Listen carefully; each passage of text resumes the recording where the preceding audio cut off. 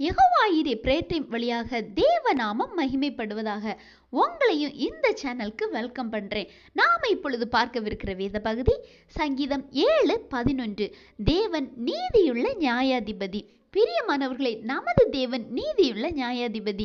வேதத்தில் பார்க்கும்போது எல்லா பகுதிகளையும் பாருங்க, தேவ நீதி சரியாக வெளிப்படுவதை பார்க்கலாம்.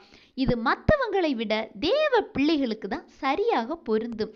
ஏன்னா நாம நீதியாக வாழவில்லை என்றால் நம்ம மேலேயும் தேவ கோபம் வெளிப்படும். தேவன் நீதியுள்ள நியாயாதிபதின்னு சொல்லிட்டு நாமே நீதி இல்லாமல் இருந்தால் எப்படி?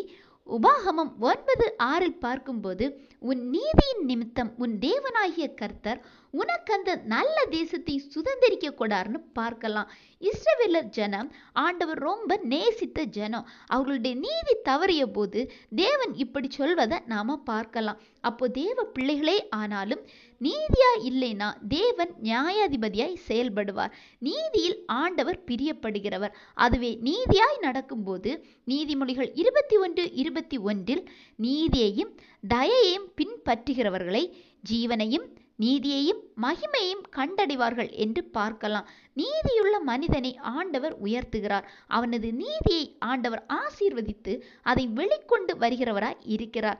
எனவே தேவன் நீதியுள்ள நியாயாதிபதி ஆதலால் அவரவர் நீதிக்கு ஏற்ப நன்மைகளை செய்கிற தேவனாய் இருக்கிறார். நமது நீதி ஆண்டவர் முன்னாடி எப்படி இருக்கிறது ஒரு முறை சிந்தியுங்கள்.